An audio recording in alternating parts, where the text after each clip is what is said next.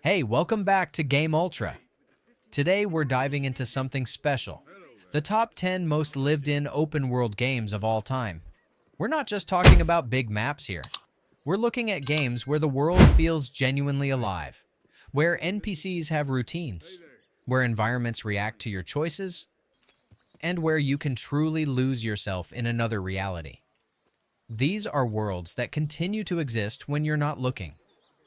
Virtual places that feel like they'd keep on turning even if you never picked up the controller. So let's count down the 10 most convincingly inhabited digital worlds that make us forget we're just playing a game. The Elder Scrolls V: Skyrim. Bethesda's Northern Realm remains the definitive lived-in world over a decade after release, creating a province where intricate systems interlock to simulate a functioning society independent of player interaction. As the Dragonborn, players explore a frost-covered land torn by civil war, religious persecution, and the return of legendary dragons. What makes Skyrim's world unmatched is how its inhabitants maintain consistent schedules and relationships. Farmers tend crops before selling harvest at markets. Miners extract ore processed by blacksmiths into weapons later purchased by guards. And townsfolk gather at taverns discussing regional politics relevant to their livelihoods. The faction system brilliantly contextualizes conflict within historical tensions between Nords and Elves, with your race affecting how different groups initially perceive you. Wildlife behaves with ecological consistency.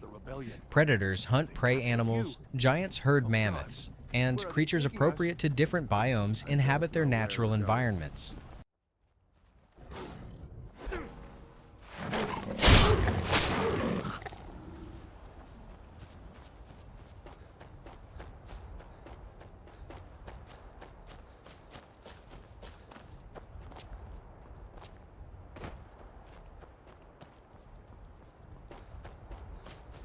Assassin's Creed Syndicate. Ubisoft's Victorian London recreates the Industrial Revolution's impact on urban life with unmatched historical detail, where the city's architecture and population reflect the dramatic social changes of the era. As twin assassins Jacob and Evie Fry, players work to liberate London from Templar control during the height of British imperial power in 1868. What makes this world exceptional is its representation of industrial-era class stratification. Factory workers crowd slums while aristocrats frequent exclusive parks, with clothing, speech patterns, and even posture visibly differentiating social classes. The economy feels genuinely integrated into the environment, with factories producing goods transported by horse-drawn carriages to markets where consumers purchase them. The Borough Liberation system brilliantly contextualizes gameplay within historical labor struggles, as recruiting working-class gang members helps overthrow exploitative factory owners.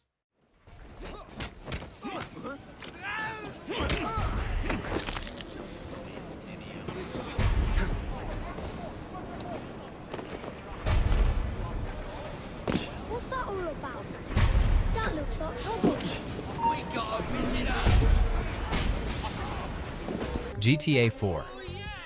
Rockstar's gritty take on Liberty City established new standards for urban simulation, creating a metropolitan environment where systems interlock to create a convincing illusion of city life.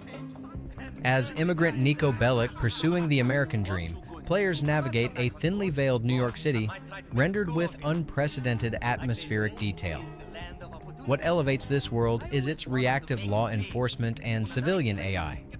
Pedestrians comment on your appearance and driving. Police respond with appropriate force escalation based on crime severity. And even paramedics arrive to treat the injured. The physics-based environment interaction remains unmatched, with rain-slicked roads affecting vehicle handling and environmental objects responding realistically to impacts.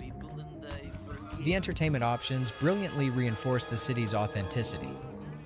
You can watch different TV channels, attend comedy shows, go bowling with your cousin, or simply observe the countless ambient conversations happening around you. Just like a game where you play dumb, and the other boy takes advantage of you. These guys think that they're better than me. They think they can fuck me around and beat me up because there are more of them! Not any longer! Me and you, Nico. Me and you are going to show them fucking dirt and smashing my fucking stuff. Who does he think he is? Just some fucking petty Albanian hood. If I want Cyberpunk 2077. CD Projekt Red's dystopian metropolis represents the most densely packed urban environment in gaming history, where every corner of Night City tells stories of corporate exploitation and desperate survival. As Mercenary 5, players navigate a vertically stratified city where social class determines literal elevation, from the corporate elite in penthouses to the forgotten masses in flooded underpasses. What makes this world feel genuinely alive is its unprecedented population density and behavioral variety. Thousands of uniquely dressed NPCs follow complex routines, street vendors hawk authentic regional foods, and gangs maintain territories with distinct visual identities and combat tactics. The world responds dynamically to events, with news broadcasts discussing major incidents and pedestrians recording firefights on their phones.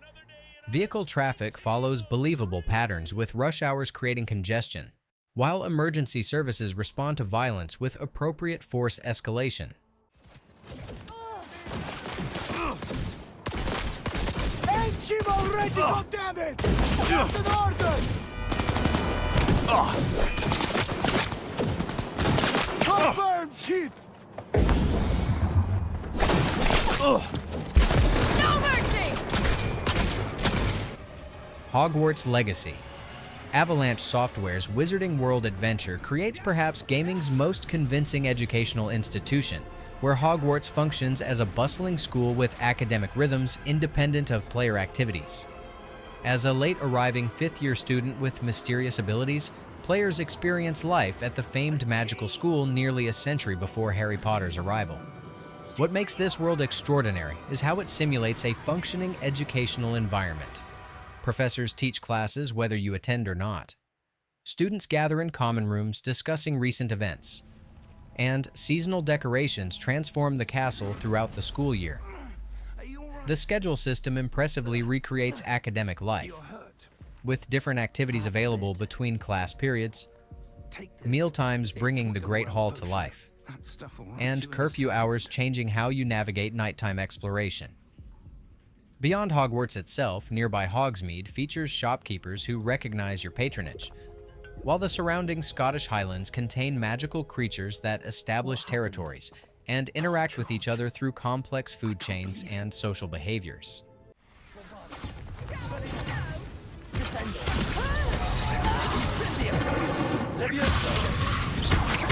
That's just the beginning. You're going to regret this. You will. I'll have taken your life before you even... That was a mistake. Fallout 4. Bethesda's post-apocalyptic Boston creates a remarkably cohesive ecosystem where factions vie for control and settlers struggle to rebuild civilization amidst nuclear devastation. As the sole survivor emerging from Vault 111, players explore the Commonwealth, a radiation-scarred Massachusetts where competing ideologies shape the landscape. What makes this world feel genuinely inhabited is how its various elements interact independently of the player. Brotherhood of Steel vertibirds patrol the skies and engage super mutant encampments. Salvage teams from different settlements compete for resources, and radiation storms send everyone scrambling for shelter. The settlement system brilliantly integrates player agency into world building, allowing you to establish thriving communities with unique economies and defenses that become targets for raiders or expansion-minded factions. The environmental storytelling excels at suggesting narratives through careful placement of skeletons, notes, and personal effects, telling stories of pre-war tragedy and post-apocalyptic survival that make every location feel historically layered.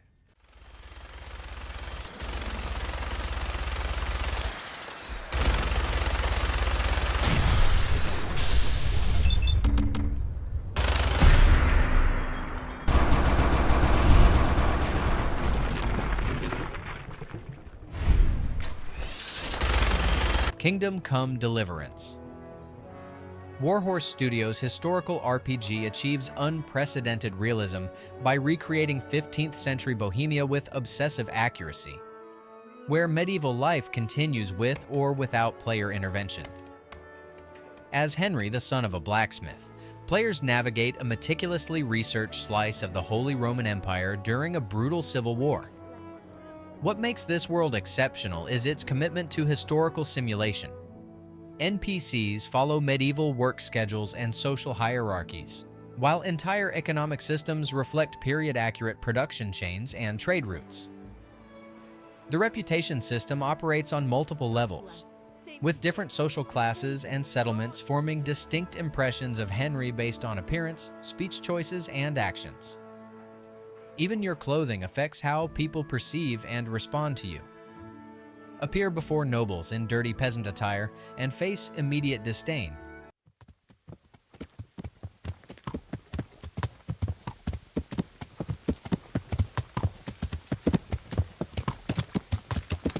Good day, Henry.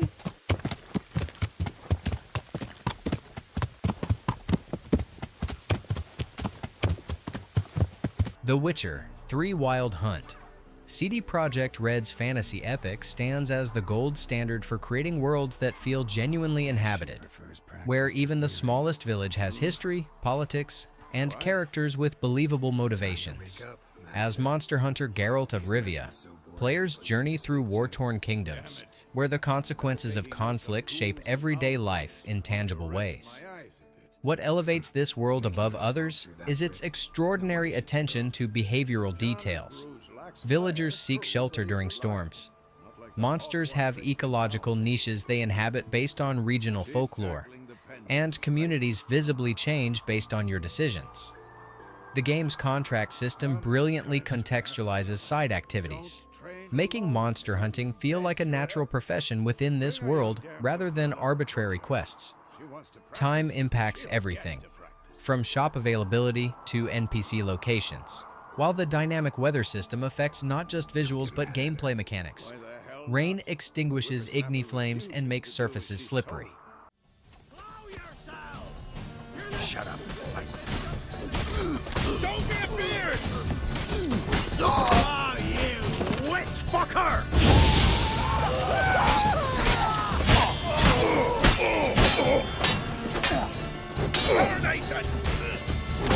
Elden Ring. From Software's masterpiece creates a lived-in world through environmental storytelling rather than conventional NPC interactions, where every ruin and battlefield tells a history without explicit exposition.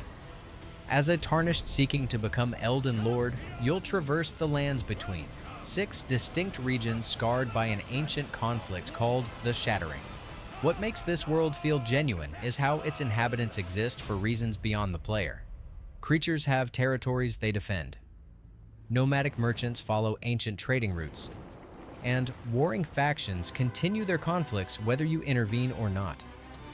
The day-night cycle transforms enemy placements and behaviors, while weather systems affect visibility and combat effectiveness.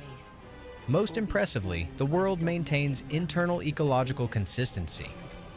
Monsters make sense in their environments, from fungal creatures in underground rivers to lions wielding gravity magic near meteorite and impact sites. The game's quest design brilliantly reinforces this authenticity, as NPCs pursue their own agendas, moving throughout the world on personal journeys that can conclude with or without your involvement.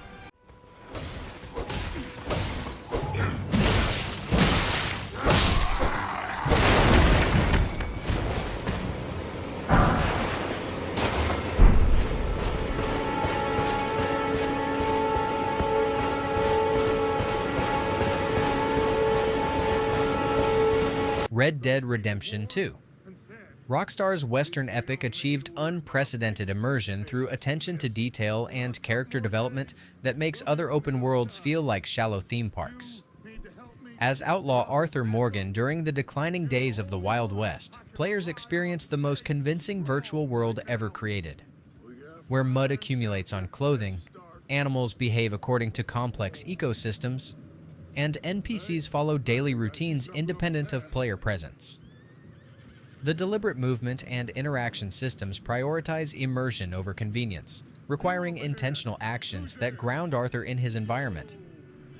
What ruins other games is RDR2's commitment to narrative cohesion. Side activities like hunting and fishing feel like natural extensions of survival rather than minigame diversions, while camp interactions develop relationships through small moments rather than quest completions. The game's pacing mirrors its historical setting, a slow, contemplative experience that values atmosphere over constant action, with horseback journeys becoming opportunities for reflection and conversation. Rockstar created a world that feels like it exists whether you're there or not, making games with obviously player-centered design feel artificial by comparison.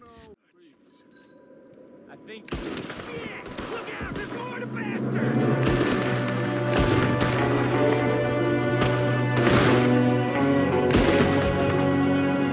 There's another one shooting from the window. Ready for you. And there you have it, the 10 most convincingly inhabited virtual worlds that gaming has to offer. These aren't just pretty landscapes or big maps. They're living, breathing places where game systems interlock to create the illusion of societies that existed before you arrived and will continue after you complete your adventure. Whether it's the medieval authenticity of Kingdom Come, Deliverance, or the dystopian stratification of Night City, these games set the standard for what it means to create a truly lived-in open world. Which one felt most alive to you? Drop your thoughts in the comments below. Hit that like button if you enjoyed this countdown, and don't forget to subscribe for more gaming content. This is Game Ultra, signing off until our next adventure.